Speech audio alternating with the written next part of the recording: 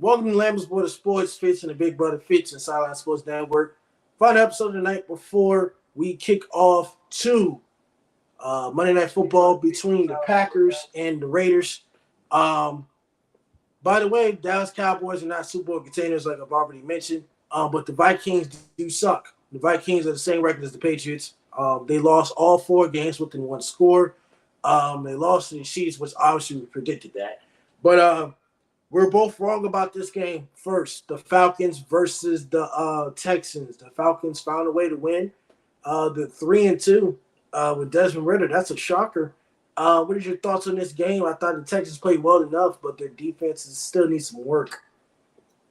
Yeah, great game from both quarterbacks, really. Desmond Ridder played the best game of his career in this one. Bijan added, elements in the run and the pass game. But we finally saw an explosive game from Kyle Pitts. We saw Drake London get more involved later in the week. So it just seemed like the offense was actually doing what it was designed to do. I mean, Drake London, 22-yard pass to Johnny Smith. He's looked great for the Falcons as well. I know you talked about he was awful on the Patriots. As soon as he's gotten to the Ravens, he's played like what the Patriots thought they were getting. Algier still looks good in the backfield. I already mentioned Bijan, Drake London. Mac Hollins. The offense just looked like it was clicking in this game like it really hasn't all year. We finally saw Desmond look like a starting NFL quarterback, which we haven't seen that really since he started his career last year. And CJ still looks great. So he became he had the longest start to his career without throwing an interception. He passed Dak in that category. So, CJ looks great still. Not too many negatives to take away. It's just Desmond Ridder had the game of his life, and it just so happened to be this week. Well, next game, the Panthers versus the Lions. The Lions are 4-1. Now, the Lions are playoff contenders. They are not Super Bowl contenders. All you Lions fans, let's not get a little delusional here, all right? You don't have the experience to get to the Super Bowl, but they're 4-1. They lead the NFC North, all right? So, Lions fans, calm down. They're not Super Bowl contenders. You're not. You'll make the playoffs, but Super Bowl, no. All right? Jared Goff, 3 touchdown passes against Carolina. Carolina's 0-5. They're trying to find their first win of the season, which I don't think that'll ever happen probably until about week 7. Detroit Lions could be maybe not a top seed, maybe a 3 seed in the NFC if they win the division, because the division's wide open. Green Bay, they lose tonight. They're down. The Bears suck. The Vikings are 1-4. So I got the Detroit Lions winning this division. I was definitely wrong about the Vikings, unless they turn it around and win 12 games straight. Yeah. It's crazy. It is crazy. We saw JJ get hurt in the 4th with his hamstring. Hopefully that's not like a long-term thing. Speaking of injuries, this is breaking news, just popped on my phone. Leighton Vander Esch is out 4 to 5 weeks with his neck strain. So that's another hit to the Dallas Cowboys defense. We are getting hurt so frequently on defense. It is just concerning, but we've talked enough about the Cowboys. Damn, that's just so disappointing. So this game, the Lions have looked good all year. David Montgomery is, showing out. He had flashes like this with the Bears for sure. But I don't think he was considered like a top level running back 1 across the league. And he's proven that he deserves that type of respect going in every week up to this point. I understand we talked about the Bill Belichick era, but these Patriots suck awful. They're 1-4 for the first time since 2000. They were 5-11 in first year Bill Belichick era. The Saints whooped their ass so goddamn bad. Kamara became the Saints' career touchdown leader, and Derek Carr looked like Derek Carr from the Raiders, which they couldn't score nothing. And Pete Carmichael, the Saints offensive coordinator, was under some hot pressure, and then they come against us We are just god awful. Mac Jones got bitched for 2 straight games. I hope a quarterback change is made. I'm not sure what to think. I'm not Bill Belichick behind the scenes, but we need some change. At least for the Patriots, I want us to be at least damn near competitive. I mean, if we don't make the playoffs, oh fucking well. But I mean, can we at least try? Can we try to win? I mean, we outscored 72-3.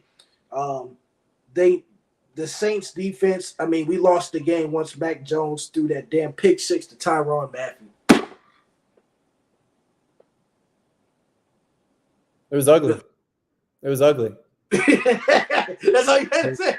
You ain't gonna get no credit to the Saints. I mean, they got 34. No, I will. It's why I picked the Saints going into when we did our predictions last week. I picked the Saints because I believed in their defense way more than I believed in the Patriots offense, and that's what happened. Now, I didn't expect the Saints offense to put up. Well, I mean, I guess they really didn't put up too many, but even 27 from, an offense that's been struggling to get like 20 every week. I wasn't expecting the Saints offense to go off. Oh, goodness gracious, like they did. Yeah, I mean, it was ugly, dude. I don't really know what else to add to it. I thought the Saints were going to win because their defense was really good. That's what I said last week. But I definitely didn't expect it to be like that. Well, I did, because once Mac Jones throws the game away with the pick six, it just looks like we don't know how to play. We have no heart. And I could rant on, but I got to move forward. We are on to Vegas at 4:05 next Sunday. Ladies and gentlemen, the Miami Dolphins are 4-1. The Giants are 1-4. They are awful. They are god awful. But Daniel Jones did get a neck injury, so we're not sure what the timetable is on that. But Devon Achane is out for a couple weeks with an ankle injury. And you got Tyreek Hill. They go off 4-1. Everybody's healthy right now. Miami Dolphins, could they be a 3 seed in the AFC? I mean, with the way the season's going, they're definitely in contention for the 1 seed. We've seen the Chiefs let themselves get into pretty close games, and like the Chiefs of the past have won those close games, but we saw that they started the year with a loss in that category. So, I mean, I could definitely see the Dolphins losing just as many, if not fewer games than the Chiefs. Now, that's not me making a prediction that like the Dolphins will go further in the playoffs or anything, but just for the regular season, I mean, especially with the Bills sliding like they have been, Chargers off to a terrible start. I mean, who else? It would be really the Chiefs and the Dolphins up to this point, because the Bills have been shaky as well, of competing for that number 1 seed. So I could definitely see them getting it. I don't know if it's the most possible outcome, but I could see it for sure. All right, you were wrong about this pick. I don't know why in the hell you picked them there. The Arizona Cardinals to beat them Cincinnati Bengals. I get that Joe Burrow was a little shaky, but the Arizona miracle with them beating the Cowboys and with them, beating somebody else, that's over. Jamar Chase is open. He's 7-11, 15 receptions, 170 plus yards. They have three touchdowns. Joe Burrow is back to being Joe Burrow. He is healthier than ever. Who they say they'll beat them Bengals? Them Bengals they could be back. They do play Seattle this upcoming week, and then they have a bye week. So, what are your thoughts on this game? Arizona is competing, but the Bengals are just too much for them. Yeah, I mean, it's why I picked the Cardinals to begin with. I pretty quickly realized that Joe is better. Joe has recovered. He has healed. I didn't go into the weekend expecting him to be as healthy as he was.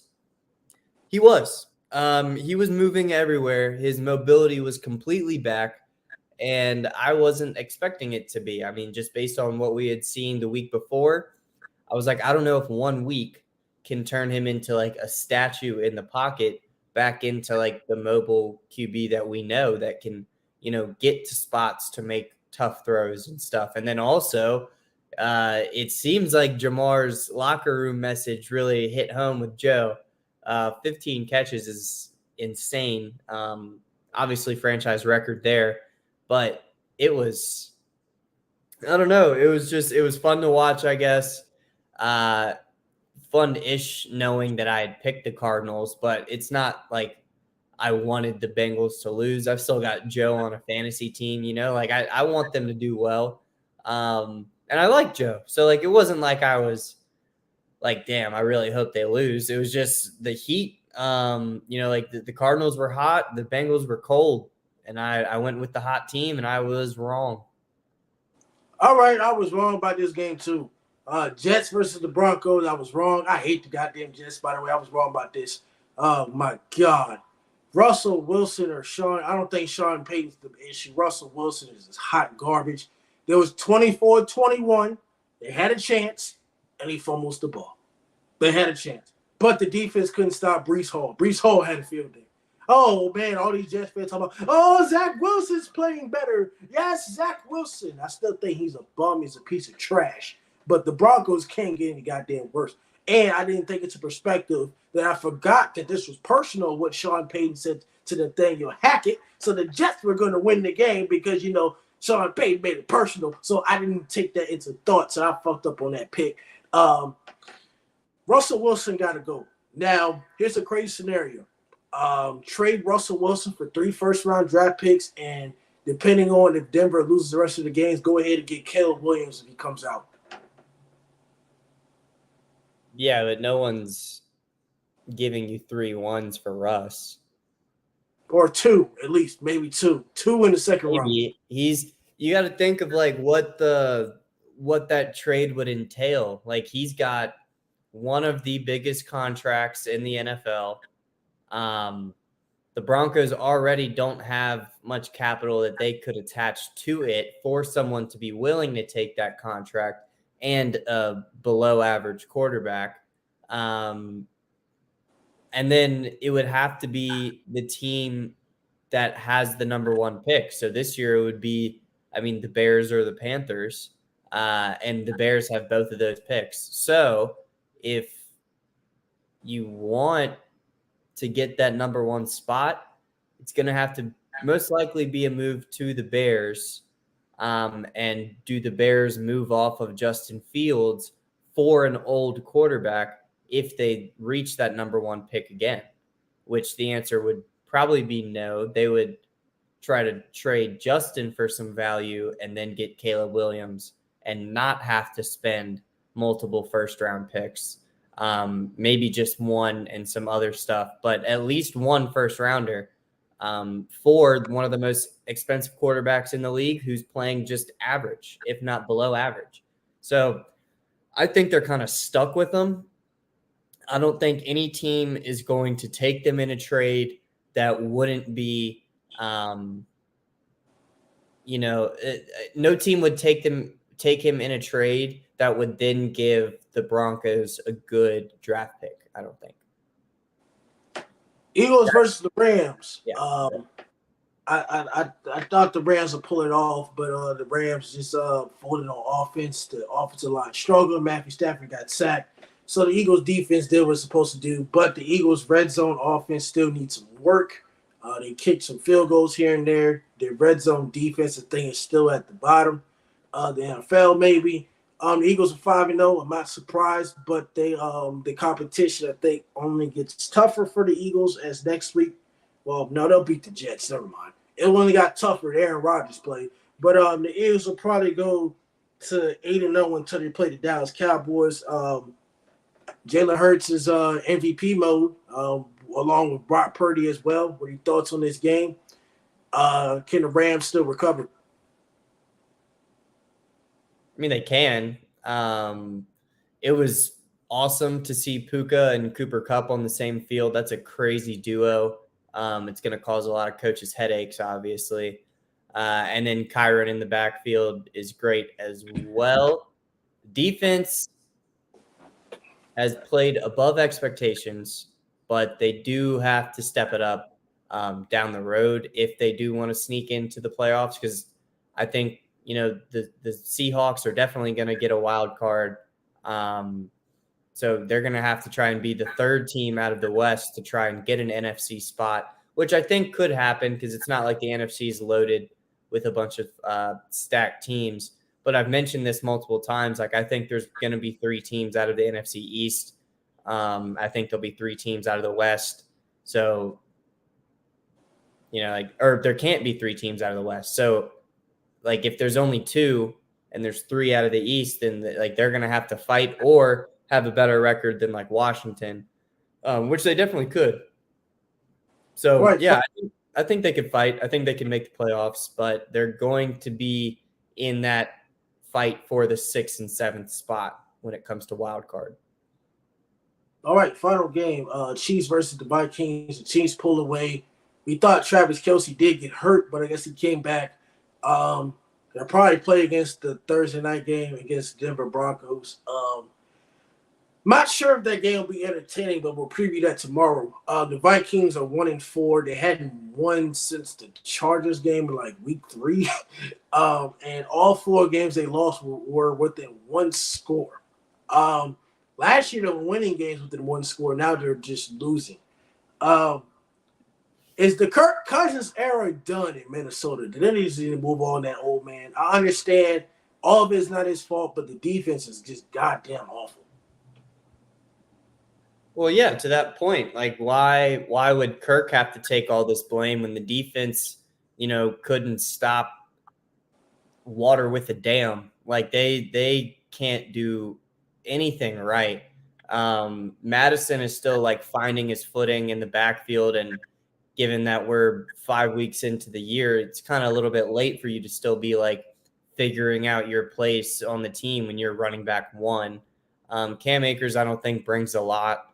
They don't really give the ball to Ty Chandler at all, even though he's very fast. So they hit on Jordan Addison. He's a stud. KJ Osborne is also very good. JJ's very good. And Kirk is getting them the ball. So I don't think it's his fault in this case. There have been obviously circumstances where he is the one that comes up short in certain positions, but when you look at his numbers and what he's been able to do this year, you can't just expect him to put up 450 every game and 4 touchdowns. He's going to have games where he has 250 something yards and 2 touchdowns, and that's fine. That's like, if you do that every game of the year, you are one of the best quarterbacks in the league, and he does it very frequently.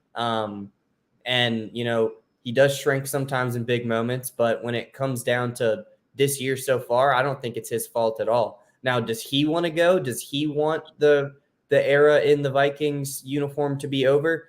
Maybe. I mean, why not? He can go get a bag this summer. I mean, you've seen, the contracts they're giving out now, and obviously he's not going to get like a top caliber contract, but when he goes to the table to negotiate with whatever team it is, and he puts down his resume and his stats, and he goes, this is what I've done. Try to find another free agent that's done what I've done, and then you're going to pay me accordingly, which is what he's basically done his entire career. So now really all he has is more leverage, I think, to demand more money, because he's doing great things through the air this year. It's just coming on a team that its defense can't come through when it needs it to. And, the offense will stall sometimes in the second half, but I don't think it's completely on him. Like, not having a running back 1, a true running back 1, hurts like what you can do if you have the lead in the second half, and you can't keep your defense off the field because you can't run the ball to run any clock, So like, I think that is a bigger is having a bigger impact on them in a negative way than anything that Kirk is doing. All right, well, this is it for Lamb's Water Sports. Tomorrow we'll recap all college football, and the brothers will be back in Blacksburg on Saturday against Wake Forest. Hopefully we pull out the win. But this is it for all NFL stuff. We'll be back tomorrow for college football. It's Lamb's Water Sports, featuring Big Brother, featuring Silent Sports Network. Goodbye. Adios. We will catch you in tomorrow.